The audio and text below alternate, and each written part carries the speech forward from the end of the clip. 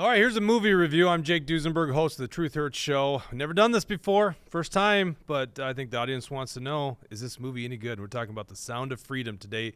So I watched it last night. It was like a 9 o'clock showing. Dawson, Mr. Deep State himself, also watched it.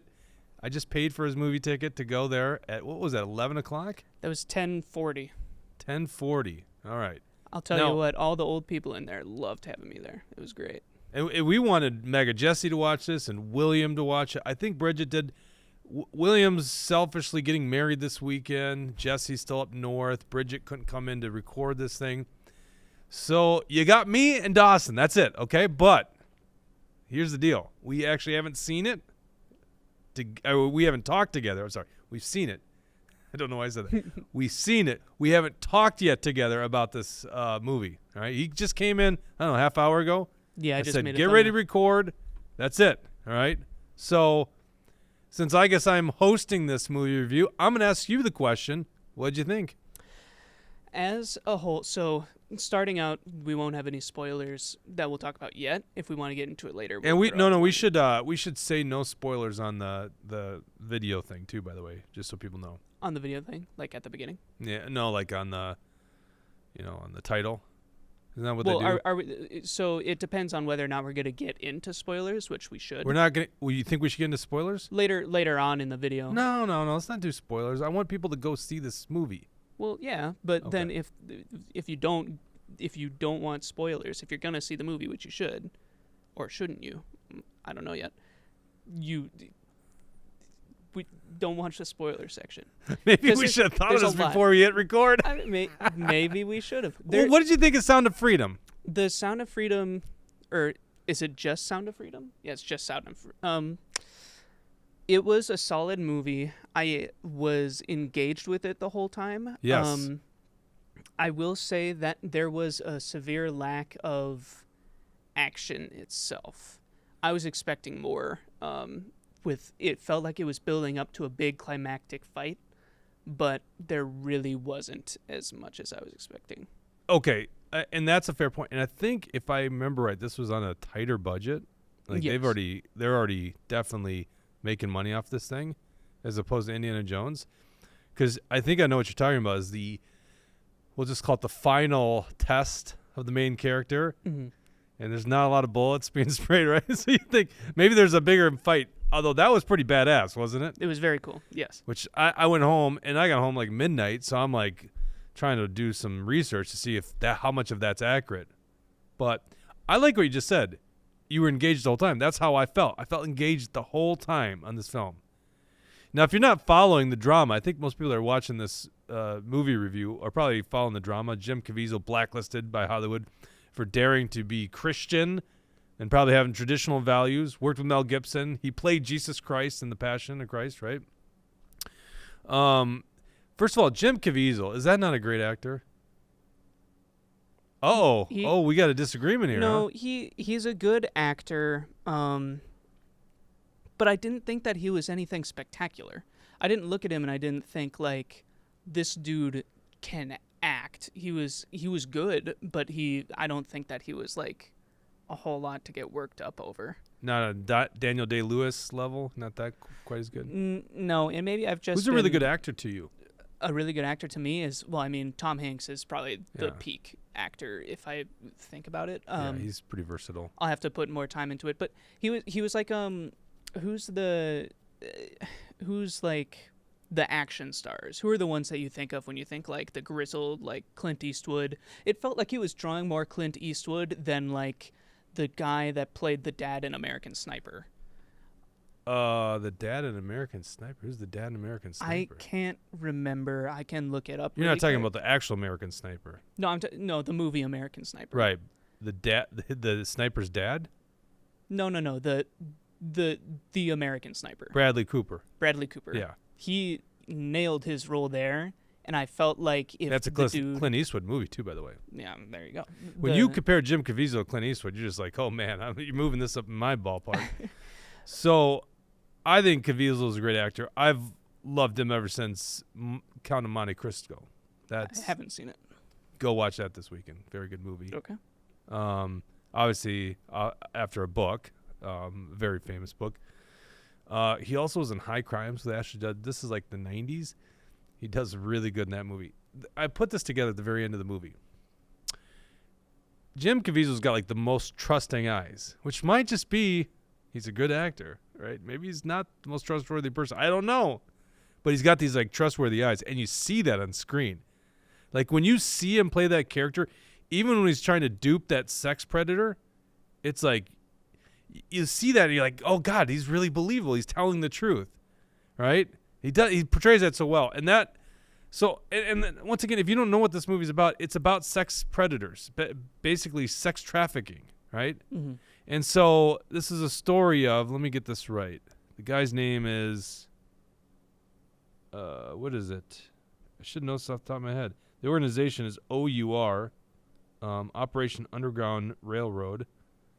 I'm on its Wikipedia. You'd think it would say it right here. Oh, Tim Ballard. So Jim Caviezel is playing Tim Ballard. And he's like, he works for the Department of Homeland Security in like sex trafficking crimes.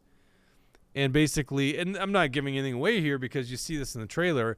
He's working with somebody and his partner basically says, well, how many sex predators have you caught? And it's like 200, right? How many children have you found? And it's like a big old goose egg. So he ends up finding a child. And then, I'm going to give a little spoiler away here, I guess. But the child's sister the boy's sister is still, being a slave, a sex slave. So he has to have this decision, a come to Jesus moment. Can I go and try to find this girl? And he's willing to give up his whole career. And that's how the movie unfolds. So what I think you said so perfectly is I was engaged this whole time. And by all means, I should have been like really tired, you know? You saw how late I was here last night. 2 hour, 30-minute movie, which is a long movie for what it is. Are you sure it's that long? I think it was 2 hours, 30 minutes, yep. 2 hours and 30 minutes. It's definitely over 2 hours, no doubt about that.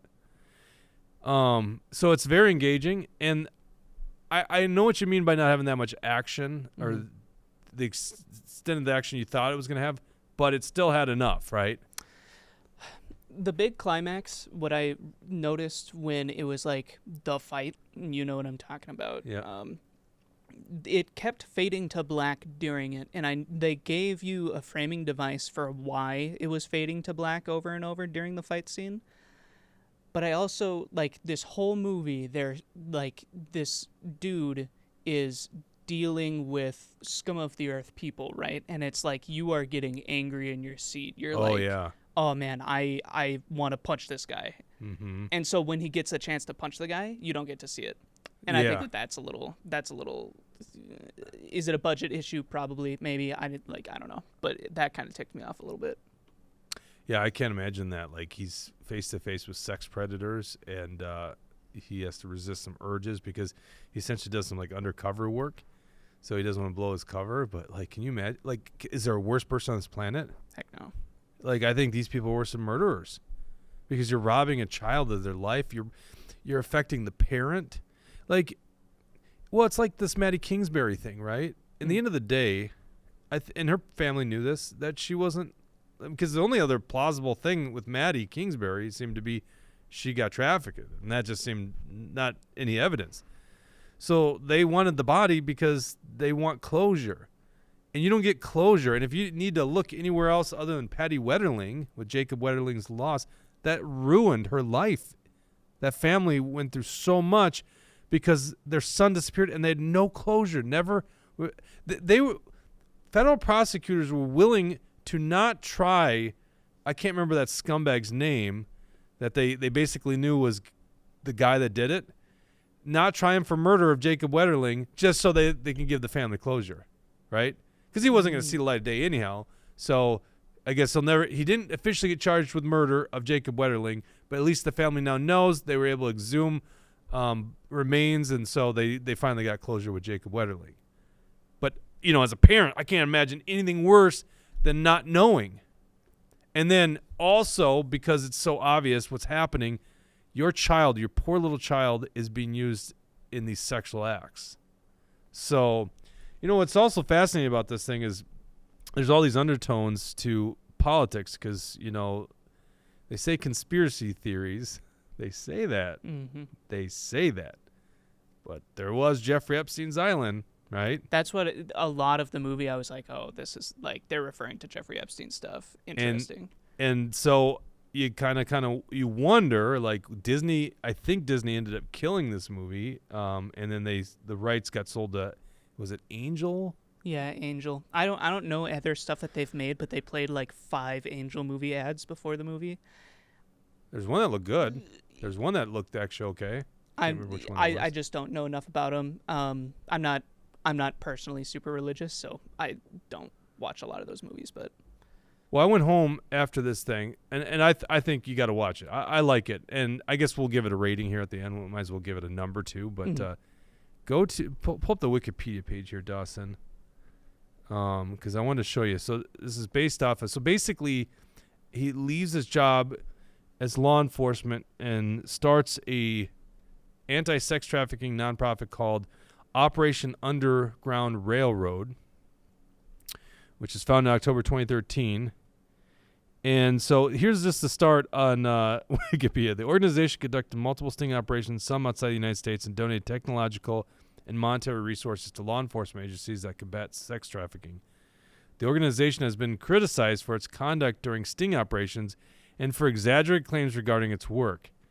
And you go through this Wikipedia page and you find a lot of like just subtle hits against them, and then of course you go to the bottom and there's criticism and investigations. It looks like Vice News is really on their case. This was really funny to me, okay? Just because we get into this stuff all the time in politics. The group says it disavows conspiracy theories, though founder Tim Ballard was criticized for refusing to condemn the QAnon conspiracy theory. What? So you have to just go around and disavow anything? Like, that's so stupid. And then a September 2020 Vice News article called O.U.R,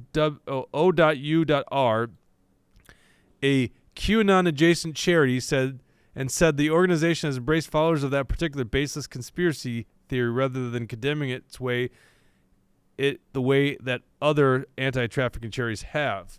So it's like, I mean, I just thought when you watch this movie, this is all like great, like good for these people. And so then I look at this and I'm like, there's so much controversy surrounding this organization. And I kind of wonder, is there a bigger reason for that? You know, because we see this trafficking, we see the sexualization of Hollywood and politics. Is it because they really don't like what this organization's doing? Oh, so the Tim Ballard, the main character of the movie, he's the one that is criticized for refusing to condemn QAnon stuff, right? That's what they say. Wasn't the actor who played him too also doing QAnon stuff? I mean, that's what they would probably allege, but I mean, They just don't like Jim Caviezel because, you know, he dares to be a very openly Christian gentleman. I guess method acting is a good way to do it too. Yep. All right, so what I would say is, the one other thing I want to talk about, and then we'll wrap it up, is we definitely recommend you see it. Both of us recommend it, right? Yeah, I recommend it. Okay. And Dawson watches a ton of movies, so pretty good expert here. He watches a lot of stuff. I do want to talk a little bit about cinematography stuff before we go. Okay. I think did you stay for the special message during credits? During credits? Did you not see that? Was there like a mid-credits something that? Yeah. I didn't stay for that. Oh, yeah. They got a little ticker on the bottom. It says special message in like 3 minutes, and then it does a countdown. You didn't see that? No, I totally didn't see that. Oh, it's interesting. So Jim Caviezel, here's a spoiler. Big deal. Jim Caviezel gets on camera and says how important this mission is. And they've got a QR code that you can scan with your phone. And it takes you to a website where you can donate a ticket so another person can see the film. Because they want to get this message out. That might be the first time a movie's ever done that. I've never seen it. I'm a little torn on it because it kind of seems a little scammy. Like, of course, you want a bunch of people to get this film for other people because then you do even better. But we all kind of want this to do well in the box office. And sometimes it takes good Hollywood films to incite action, where if they just did donate to OUR or something like that, maybe it wouldn't be as beneficial. because I left the theater and I watched this. I watched it with my buddy Jeff, okay? And Jeff almost didn't do it, okay? Because he's like, I don't know if I want to know about this stuff. Jeff and I both have kids the same age, right? It was pretty harsh, yeah. Yeah, he's like, I don't know if I want to. There's some things I just maybe don't want to know about, right? And then eventually he did, because Jeff's the guy who was in the military with me. You know, he's not a guy that kind of shies away from stuff. So we went to go watch this movie, and it's just like, you leave there and you kind of want to do something about this. And I don't know, in my mind, I don't know what that is, okay? I didn't really feel compelled to go and buy another ticket. I'm sure a lot of people have done it.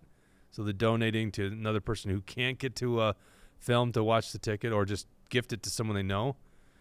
But I feel compelled to do something, because it is so disgusting to understand this. How they lure these kids away, and that's how the film started. They lure the kids away. They basically ship them on a Connex on a boat and deliver them to people, and then they just basically go into the sex trade. And just, and we're talking about innocent little 7-year-old children. So, and I've heard people say it's a tearjerker. I thought it wasn't as sad towards the end. Okay, right? There was definitely a part was really sad up front. Maybe had something coming out of the eye. You see it differently when you're a parent, obviously, especially with little children. But I didn't think the whole tone of the film was that way, right? So No, it was almost more uplifting in some regards, but it was definitely engaging, and it was impactful. I'll put it that way. It was very impactful for a film. It wasn't a documentary. It was a film, all right? So it was very impactful. And that doesn't always happen, right? You don't always watch films and cite, it's like A Time to Kill, right? Have you seen A Time to Kill? Mm-mm. God, we got to do more. We should do old movie reviews too. I'd we be got interested this nice in doing theater, that, yeah. right? We should. So that's a John Grisham book. That's where Matthew McConaughey got his big break. Okay. It's basically Deep South. There's a black father. His daughter's raped, so he takes. Oh wait, is that Samuel L. Jackson? Samuel L. Jackson. Okay, exactly. I've seen the beginning of it. Oh, you got to watch that whole film. Yeah, That's a good film. I should. And then That's Samuel one L. that's Jackson like- goes and shoots the guys, right? And then he's Right. put on trial. It's like a lawyer movie, isn't it? Yeah, it's basically a lawyer movie, I because like he's this lawyer untested lawyer who takes on this big case. He can't even really get paid. But, it's one of those movies, and obviously I didn't grow up in the South during the Civil Rights era, so it is what it is, despite what the left wants you to think. Racism isn't a massive problem today in our culture. But if I did, that kind of movie would definitely, change my mind, because you just really hate what's going on with these people. So it really captivates. It's like a movie like that. It motivates you to some kind of action. In this case, they leave you with the stats at the end. There's more slavery. I haven't fact-checked this, but I believe this is correct. More slavery now today than any other period in history, despite when slavery was legal. Okay? Mm-hmm. And then of that, kids make up a really big portion of it. I think it was more than millions. Yeah, more than 1 million. And so, I'm sure that's including kids working as slaves in fields, agricultural fields, and finding diamonds and stuff like that, maybe coal. But certainly a large portion of that is in sex slavery. And that's just to me, the scum of the earth, the worst thing you could do. So, all right, talk about cinematography, and let's wrap this up with a review number. I'm going to be a little bit of a nerd when it comes down to cinematography. There were several things that, and none of this should really sway your way to go see it or not, because ultimately it's nitpicking. The movie was super, super dark. I don't know if you noticed, but Very dark. shadows. So not even like of course tonally it's about sex trafficking. Yeah, it's dark, but the shadows were consistently covering up half of everybody's face. I don't know if you noticed that, but it was fascinating why they did that. It got distracting sometimes.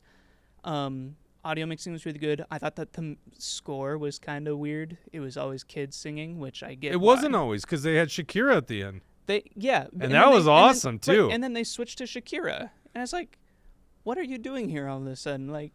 I don't just think goofy. that's fair. I totally disagree with you on that. That it was a weird. I thought the choice. musical scores were really good. I was impressed. Also, the most Because of the music kids is- singing made sense in that movie. right, but then why Shakira at the end? Shakira Acapulco. I mean, Acapulco. Acapella. Acapella. Yeah. I mean, I I'm get pretending why like they I know did what I'm it. talking about. Acapella. She's acapella. Like it's Yeah. really. It's like so. It moves you. It's like moving music. Yeah. The way she sings it and like really turned up, right? Yeah. I'll agree to that. Like you've heard Sinead O'Connor sing, right? Like if she sings Yeah. acapella, it's like holy shit. It's like riveting, right? Right. The movie's trying to leave you with chills. Yeah. Actors were good in it. Yes. That little boy. Holy cow, he was a really good actor. Father, good actor. I have a thing against child actors. Me too. I think they're all garbage 99% of the time. Agree. And I think that most of them were pretty bad in this movie. That kid was above par. He was definitely above par. Because he's also like 7 or something like that. So yeah. Pretty good.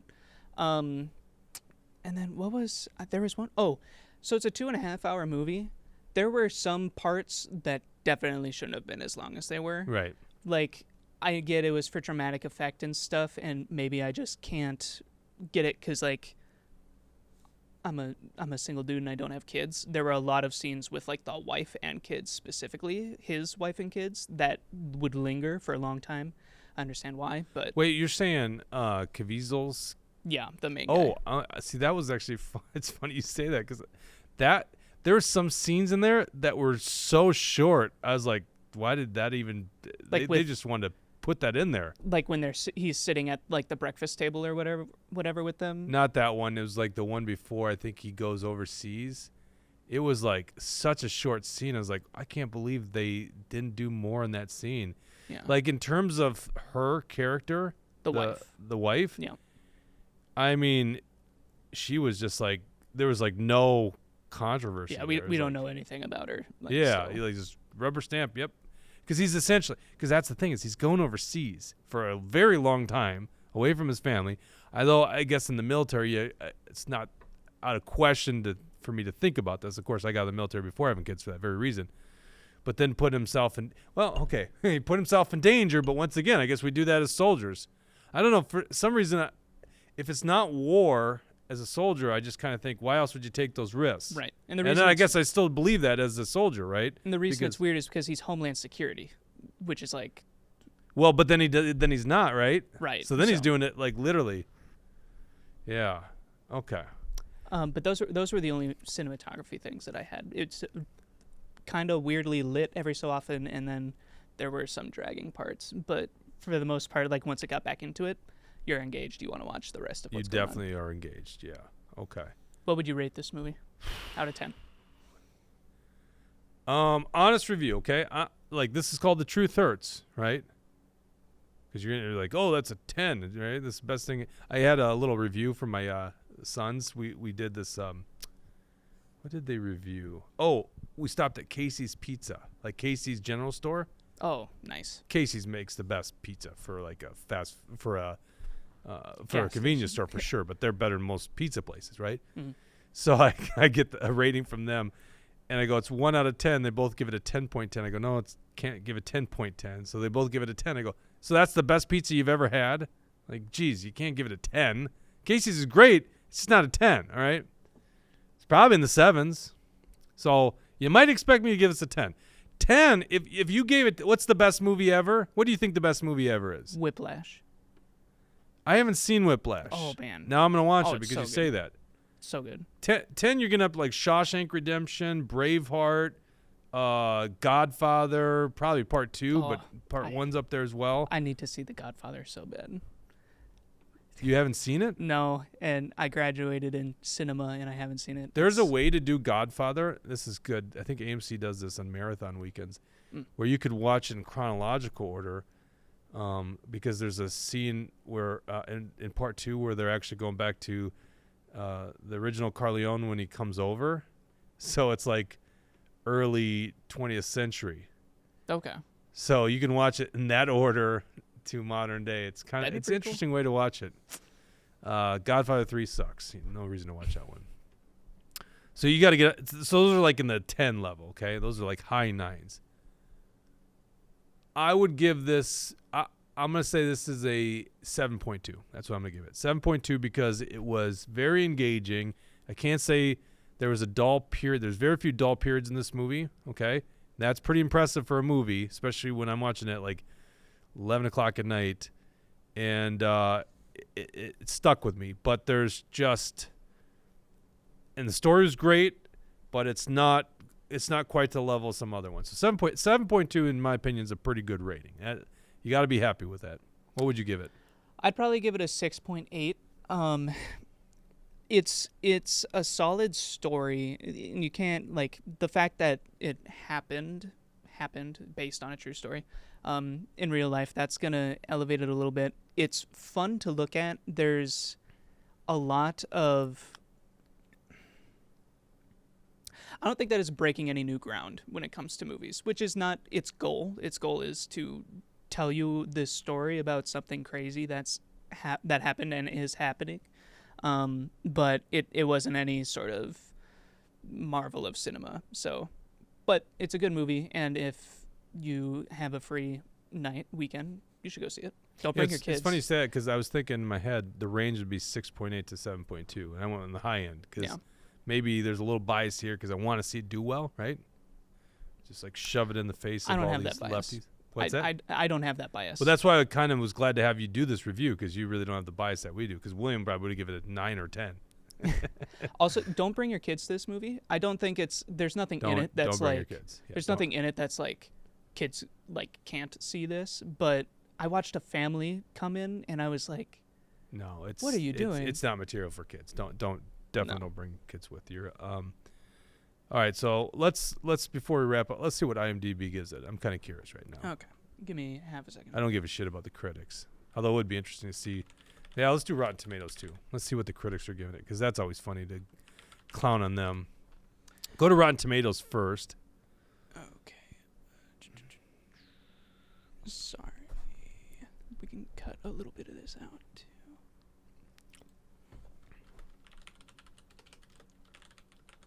I think this should be a regular thing. These are good. That's the Wikipedia. There's Rotten Tomatoes. User score 79%. Oh wait, audience score. Oh, critics are giving it 79%. I guess so. And wow, audience is giving it 100. Well, it looks like Angel hit a home run. By the way, this is doing very well in the box office. It's beating Indiana Jones. So that's good. Let's go to IMDb. I think that's the real grassroots way. Interesting that it's 100% for the audience one. Yeah. Yeah, that seems. IMDb will give. Why don't you just go to imdb.com? Sorry. Oh, there it is. I'll have this ready next time. Let's see. What do we got? 8.6. 8.6. So we're lower than the average. How many people have rated it? 6.3 thousand. Okay. All right. Well, there you go. You got a range. I would say if we give something 6.5, and you agree with us politically or just generally our view of the world, that means you should probably go see it. So, if we go to 9 level, you definitely should go see it, right? Of course, if it's 9 level, I'm pretty certain everyone knows about it. So there you go. That's a movie review. Go see Sound of Freedom in theaters all throughout the country. Not the biggest amount of showtimes of all of them, by the way, but it's actually beating Indiana Jones, which might mean this thing gets more screen time. Certainly if you go to the theaters and watch it because of this review. Let us know also. If you went and saw it, in the comment section, let us know what you thought. Give it a rating yourself. And we'll be back with our show on Tuesday. Take care.